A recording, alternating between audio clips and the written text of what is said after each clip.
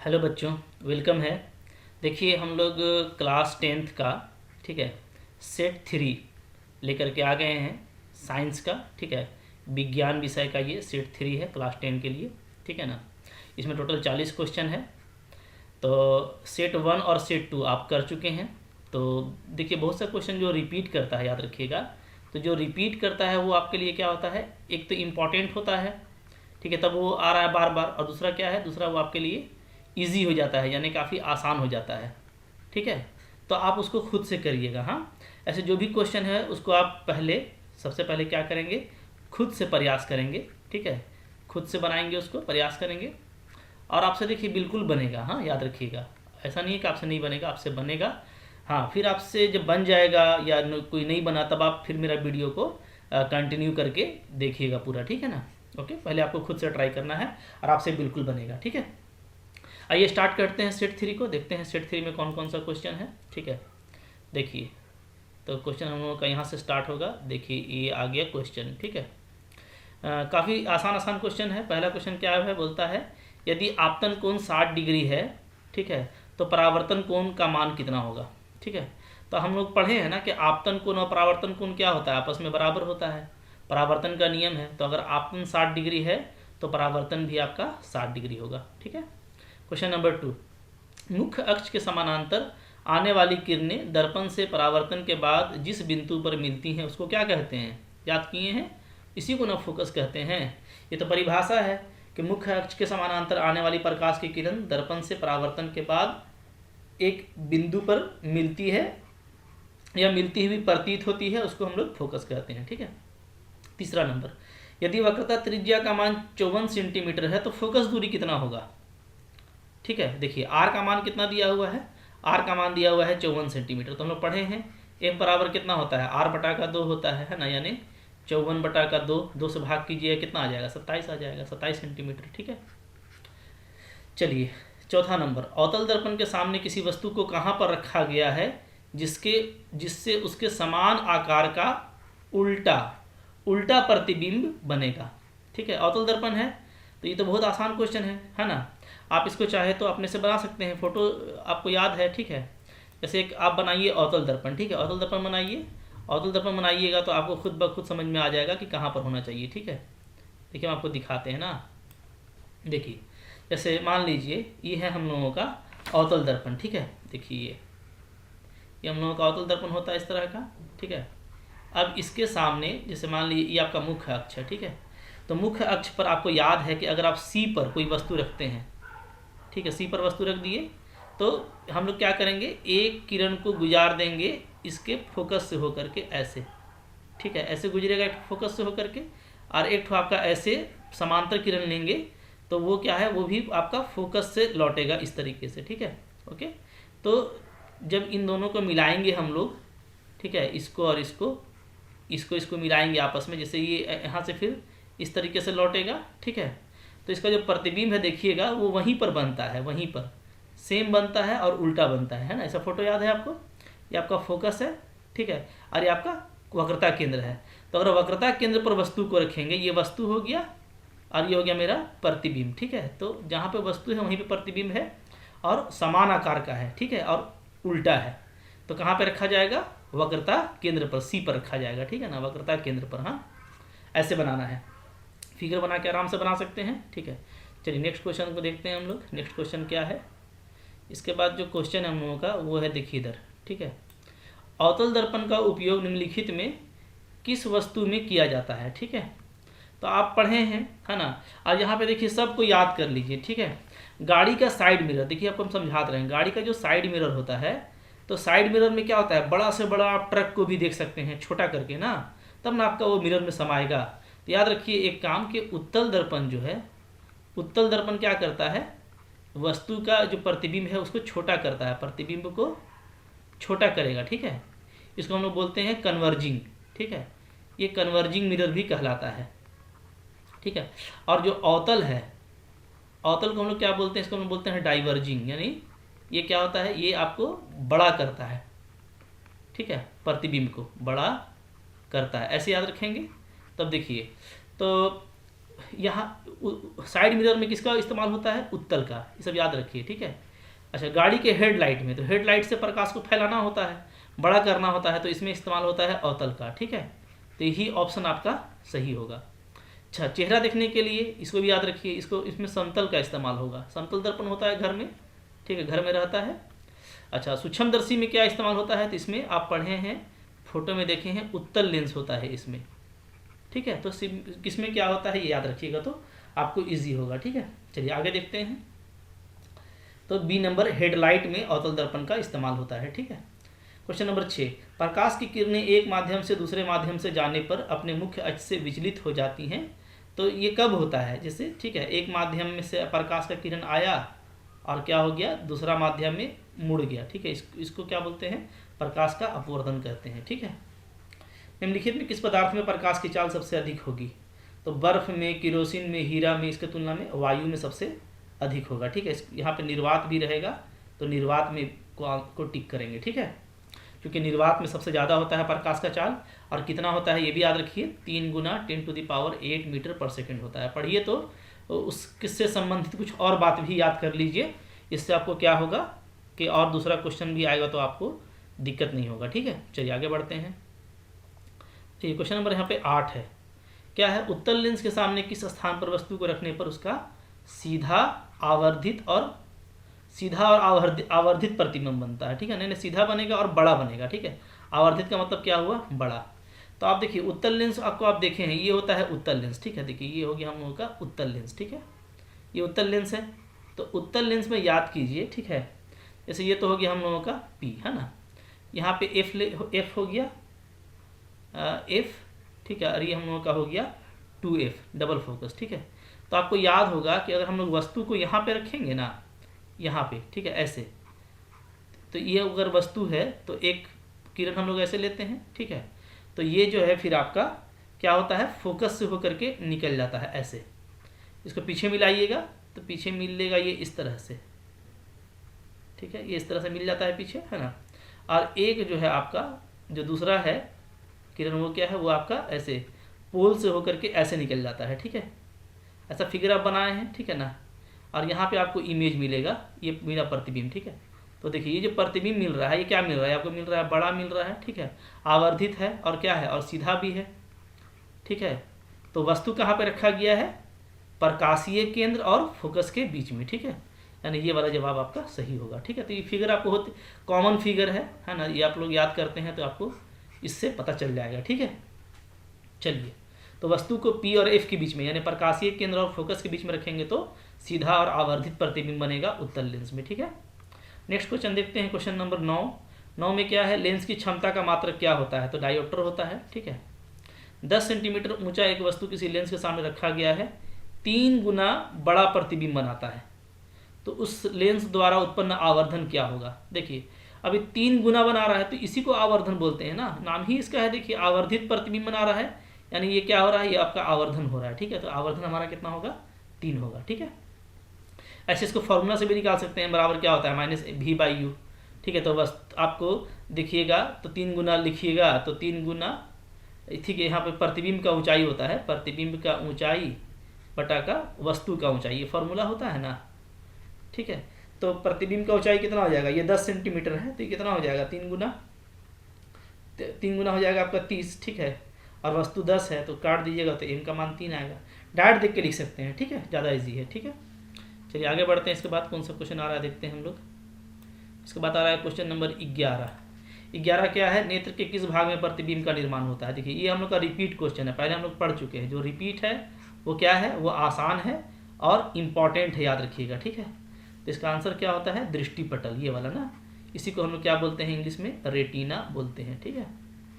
चलिए 12 नंबर, निकट दृष्टि दोष के लिए किस लेंस का उपयोग किया जाता है? ठीक है, तो निकट दृष्टि दोष में क्या होता है, ठीक है, लाइट को हमको थोड़ा ऊपर ले जाना पड़ता है, बड़ा कर फैलाना पड़ता है, तो इसमें अवतल का इस्तेमाल होता है, ठीक है, निकट में।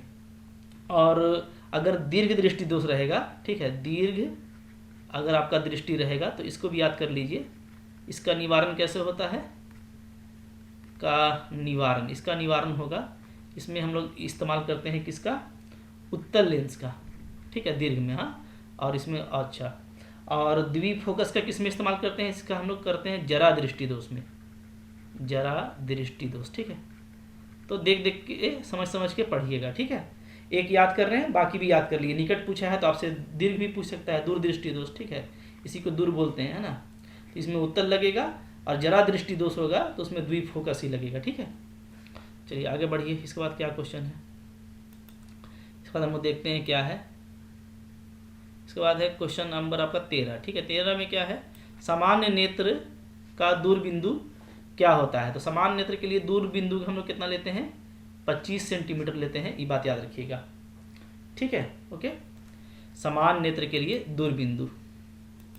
अच्छा, यहाँ पे थोड़ा सा है ना मिस्टेक हो गया, क्या लिखा है, दूर बिंदु लिखा है ना, दूर बिंदु है। तो दूर बिंदु क्या होगा, दूर बिंदु हम लोग का अनंत होगा। ठीक है, ऐसे भी आप देखिए, आप अपना जैसे कोई भी आँख है, जिससे आप क्या होता है, आप आसमान भी देख लेते हैं। ठीक है, आसमान में जो तारा है उसको भी आप देख लेते हैं, चांद को भी। तो ये सब आपका कहाँ पे है, सब आपका इन्फिनिटी पे है। ठीक है, तो इसको भी हम लोग देख पाते हैं, है ना, अपना आई से। ठीक है, तो दूर बिंदु होता है, वो होता है कितना, वो होता है अनंत, अनंत होता है, मतलब बहुत दूर तक होता है। ठीक है, अच्छा 25 सेंटीमीटर भी याद रखिए, ये क्या होता है, तो ये होता है हम लोगों का स्पष्ट दर्शन का निकट बिंदु। ठीक है, क्या होता है ये, स्पष्ट दर्शन का निकट बिंदु। ठीक है, ये हमको याद आ गया, इसलिए यहाँ पे थोड़ा सा मिस्टेक हुआ। ठीक है, इसको सुधार लीजिए, निकट बिंदु।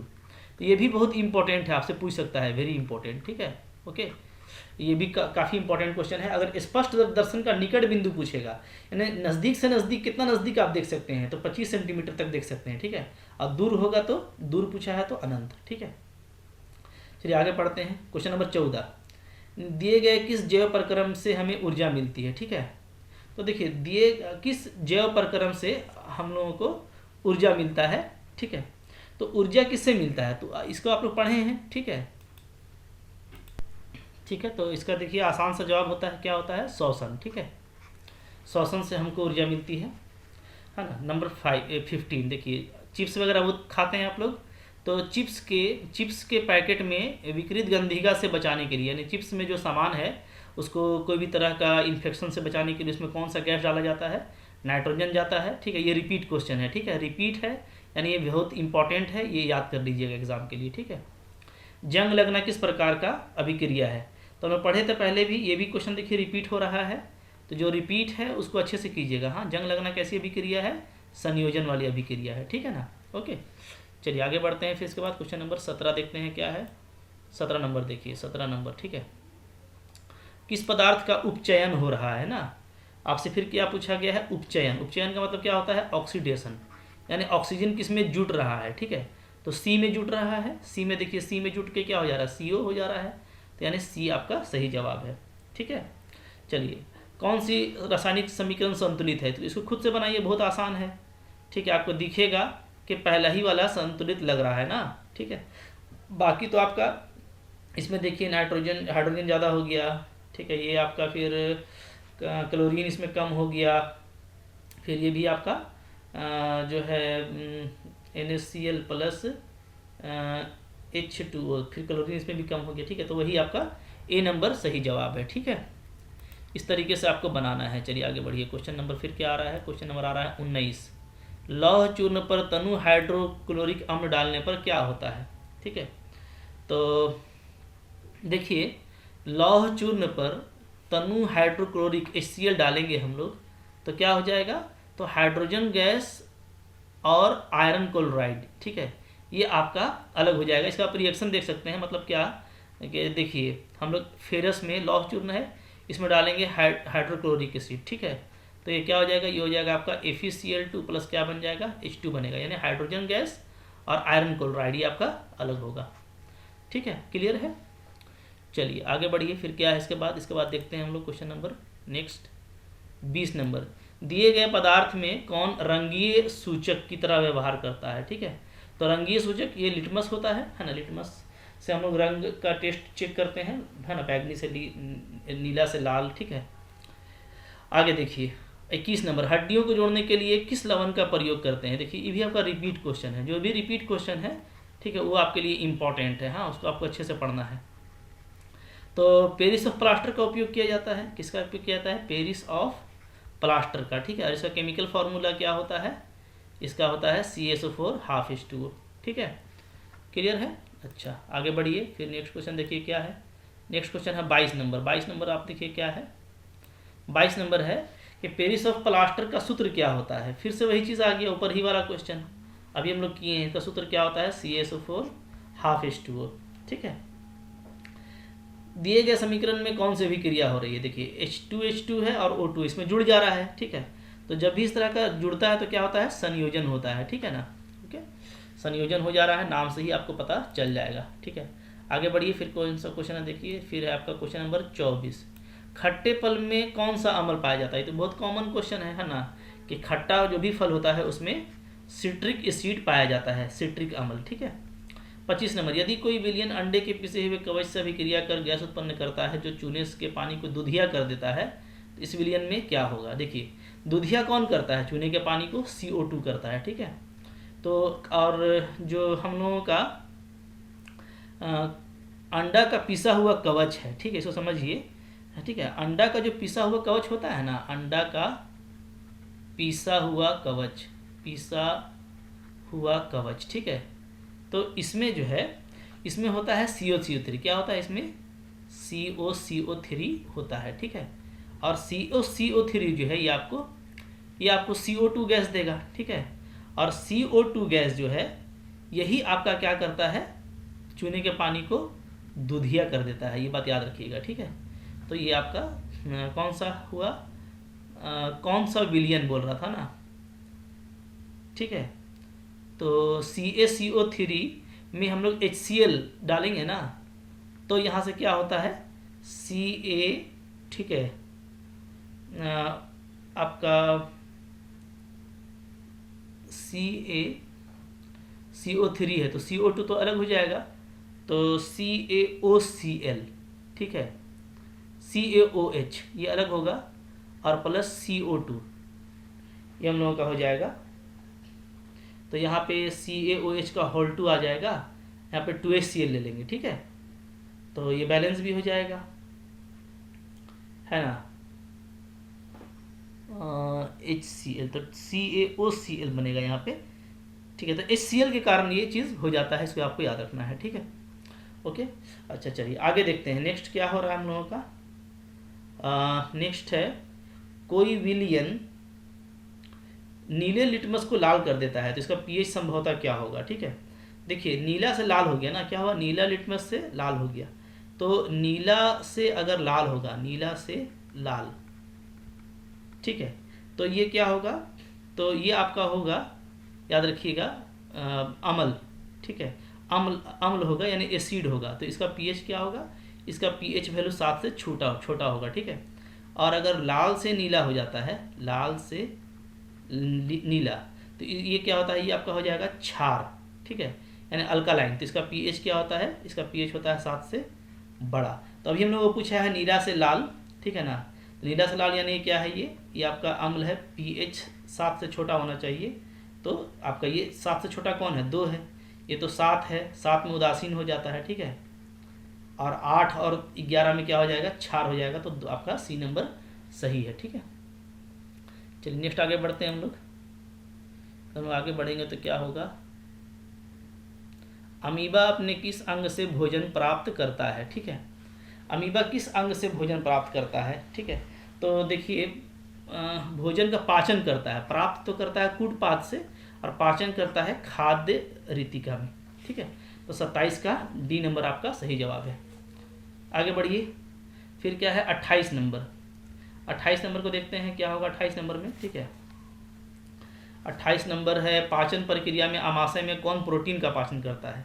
तो प्रोटीन का पाचन होता है आपका पेप्सिन करता है। ठीक है, ओके। निम्नलिखित में किस जीव में प्राणी संभोजी होता है, तो ये भी देखिए, ये भी रिपीट हो रहा है, क्वेश्चन हम लोग पहले किए थे। तो ये आपका है अमीबा।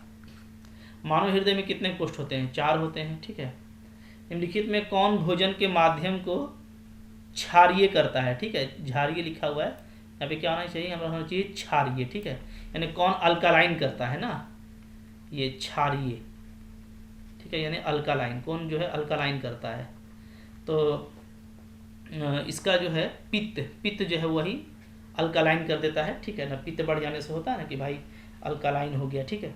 अच्छा, अब देखिए उत्सर्जन तंत्र की क्रियात्मक इकाई, ये भी आपका रिपीट कर रहा है, पहले आ चुका है। ये क्या है, विरिक्काणु, ठीक है। ये हम लोग समीकरण ये सेट 1 और सेट 2 में देखे थे, तो वही क्वेश्चन फिर से रिपीट कर गया, ठीक है। अच्छा, आगे बढ़िए।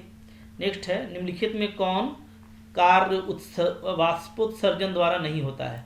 वाष्पोत्सर्जन की क्रिया पढ़े हैं, ठीक है ना, पौधों में जो होता है, तो पौधों में जो वाष्पोत्सर्जन की क्रिया होती है उसमें क्या नहीं होता है, तो ये नहीं होता है, भोजन का संवहन नहीं होता है, बाकी ऑप्शन करेक्ट है, ठीक है। ओके, पढ़ लीजिएगा। कौन एक लिंगी पौधा है, पपीता एक लिंगी पौधा है, काफ़ी इंपॉर्टेंट क्वेश्चन है, ठीक है, और आसान है, याद रखिएगा इसको, ठीक है। चलिए नेक्स्ट आगे बढ़िए। इसके बाद क्या है, इसके बाद है 35 नंबर। देखिए फिगर में दिखा रहा है, बोलता है कि इसमें क्या हो रहा है, ठीक है ना, कौन सा जनन हो रहा है, ठीक है। देखिए यहाँ पे मुकुल आपको नज़र आ रहा है ना, तो मुकुल देखेंगे तो यानी ये मुकुलन है, यहाँ से आप मुकुलन को पकड़ लीजिएगा, ठीक है। चलिए नेक्स्ट आगे बढ़िए। इसके बाद फिर कौन सा क्वेश्चन है। अच्छा, लड़कों में यौन अवस्था में लक्षणों का नियंत्रण कौन हार्मोन करता है, ठीक है, तो ये टेस्टोस्टेरॉन करता है, याद रखिएगा, ठीक है। वेरी इंपॉर्टेंट है और रिपीट भी हो रहा है, ये पहले भी ये क्वेश्चन आया था। कौन मादा जनन तंत्र है, ठीक है, ये भी अच्छा क्वेश्चन है। गर्भाशय, गर्भाशय जो है सिर्फ लेडीज़ में होता है, जेंट्स में नहीं होता है, ठीक है ना, तो ये हो गया। 38 नंबर, हम जितने भी ऊर्जा का उपयोग करते हैं अधिकांश सौर ऊर्जा से उत्पन्न होता है, सही बात है, ठीक है। अंततः कौन सौर ऊर्जा से उत्पन्न नहीं होता, तो देखिए भूतापीय ऊर्जा, ठीक है, इसको बोलते हैं जियोथर्मल एनर्जी, ठीक है, जियोथर्मल एनर्जी। तो ये तो भाई इसके लिए तो सनलाइट चाहिए, ठीक है। फिर ये है आपका न्यूक्लियर एनर्जी, न्यूक्लियर, ठीक है, ये है आपका वाइंड एनर्जी, है ना, और ये है हमारा बायोमास। तो इनके लिए तो चाहिए, इसके लिए भी चाहिए, इसके लिए भी चाहिए। तो जो सही जवाब है वो यही है, नाभिकीय ऊर्जा के लिए हमको सनलाइट जो है सोलर एनर्जी नहीं चाहिए होता है, ठीक है। कौन नवीकरणीय ऊर्जा है, ठीक है, यानी रिन्यूअल कौन है, ठीक है। रिन्यूअल देखिए कौन है, तो कोयला तो ख़त्म हो जाएगा, ये नहीं है। पेट्रोल भी नहीं, ये भी ख़त्म हो सकता है, ठीक है। सीएनजी भी ख़त्म हो सकता है। तो जो सौर ऊर्जा है, ठीक है, ये हमारा रिन्यूअल है, इसको हम रिन्यू कर सकते हैं, ठीक है। ओके, ये नवीकरणीय ऊर्जा है, क्लियर है। चलिए आगे देखिए फिर नेक्स्ट। इसके बाद कौन क्वेश्चन आ रहा है, 40 नंबर। 40 नंबर जो आ रहा है, निम्नलिखित में कौन जैव मात्रा ऊर्जा स्रोत नहीं है, ठीक है, यानी बायो है ना, बायोमास कौन नहीं है। तो देखिए बायोमास समझ लीजिए, बायो जैसा इसका नाम है ना, बायो का मतलब क्या होता है, जीव जंतु, ठीक है। तो जो जीव जंतु से नहीं आता है, तो देखिए लकड़ी तो जीव जंतु से आता है, गोबर भी जीव जंतु से, कोयला भी जीव जंतु से, ठीक है। तो नाभिकीय ऊर्जा नहीं आता है, तो ये आपका सी नंबर सही है, ठीक है। तो ऐसे आप समझ के पढ़िएगा, तो आपका एग्जाम में क्वेश्चन गलत नहीं होगा, ठीक है। तो आई होप आप लोग मेरे से पहले बनाए होंगे, और मेरे से पहले बनाए हैं तो बहुत अच्छी बात है, ठीक है, इसी तरीके से आप बनाते रहिए, है ना। अच्छा देखिए, ये तो हो गया आपका साइंस का, ठीक है। मैथ का भी सारा सेट दिया हुआ है, सारा 1 2 3 4, तो उसको भी जाकर आप कीजिए, इसी तरीके से समझ के कीजिएगा। और जो क्वेश्चन आपको किया है उस क्वेश्चन के अलावा जो उसका इर्द गिर्द का बात है, जैसे हम बताए हैं, उसका जो आस पास का नॉलेज है मिलता जुलता, वो भी आप ले लीजिएगा, इसलिए कि आपको सेम टू सेम यही क्वेश्चन आए ये ज़रूरी नहीं है, ठीक है। तो इसी तरह का अच्छा कंटेंट आपको मिलता रहेगा। तो अभी तक अगर आप सब्सक्राइब नहीं किए, सब्सक्राइब कर लीजिए, इसलिए कि जैसे ही हम कोई भी नया इस तरह का कंटेंट डालेंगे आपको मिल जाएगा। बहुत तरह का मॉडल सेट हम डालेंगे, सारा मॉडल सेट क्लास 10th का भी डाल रहे हैं और 12th का भी डाल रहे हैं, मैथ और फिजिक्स का, ठीक है ना। तो अपने फ्रेंड्स को या भाई लोग को बताइए, ठीक है, शेयर कीजिए मेरे वीडियोस को, है ना। अच्छा लगा तो लाइक कीजिए और कमेंट भी कीजिए कि आपको कहाँ पे क्या दिक्कत है, ठीक है, या क्या होना चाहिए, तो वो भी हम देख लेंगे, ठीक है। मिलते हैं फिर हम लोग नेक्स्ट वीडियो में, ठीक है, तब तक पढ़ते रहिए। Okay, thank you for watching.